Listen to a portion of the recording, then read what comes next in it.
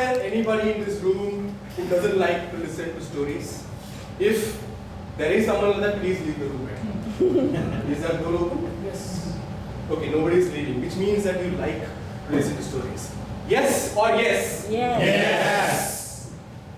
We all have grown up listening to stories like the Ramayana, the Mahabharata, or some other epics, or even the tortoise and the hare kind of stories. All of these stories, they have got a lesson to offer. Yes or yes? Yes. But have you, anybody sitting there, ever introspected these stories? Have you questioned these stories? Why did it happen the way it happened? What if it could have happened some other way? Would that give us another lesson other than the primary lesson that the story offers? Well, I am going to conduct one such experiment today. With me? Yes. Yes. Toastmaster of the day, dear Toastmasters and guests. Imagine that you are standing in the middle of a battlefield. Dum dum dum dum. Dum dum dum dum. You can hear the sound of the war drums all around you. 360 surrounds. There is one army here and another army here, and I think there's some sort of stalemate. Suddenly, a giant warrior from this side, he steps into the front lines and challenges the other army. He fulminates. He says, "Who wants to invite their own death today? Come to me so that I may crush your skull and feed your brains to the birds of the sky and your flesh to the beasts of the land." On this side, there is absolute silence. The commander of this army doesn't have an answer for the giant standing there. He has a reputation of killing at least thousands of people with bare hand. This guy is waiting here. He's angry. He's beating his chest. And suddenly, he sees through the dust a faint figure of a young boy running towards him. He looks, he wants to see clearly. But then as that boy is running towards him, he sees what he is carrying and he again screams, "What do you think? Am I a dog? Come to me with a weapon of my size and my honor." Now this boy was just carrying a sling. He doesn't wait for this giant's challenges. He dips into his bag, picks the best stone available, puts into the sling, whirls it around, and whack! Right to the giant's forehead. And the giant dies. And this is how David, the shepherd boy, killed Goliath the giant. Have you heard this story before? Yes. David and Goliath? Yes.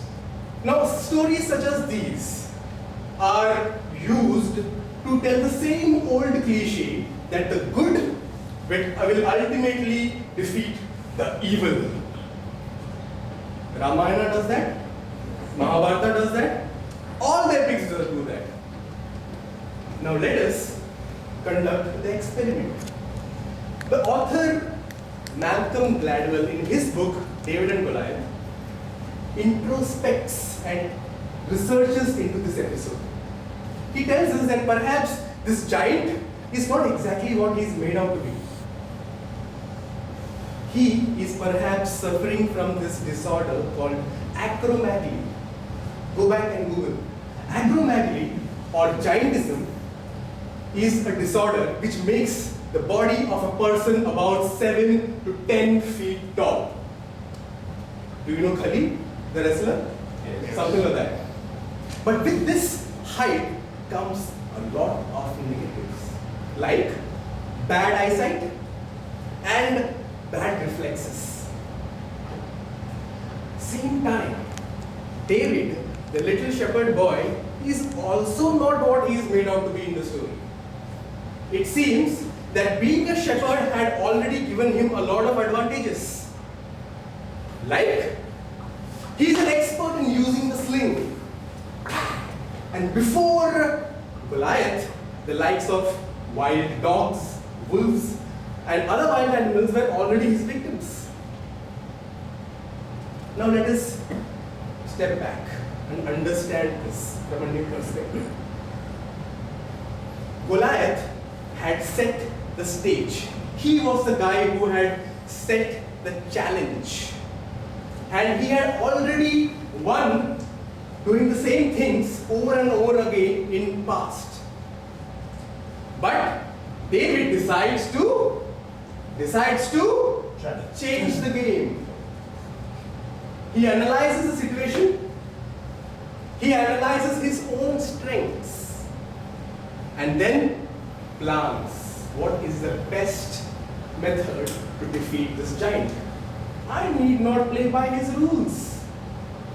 And friends, this is the new lesson that we got because we questioned the original story.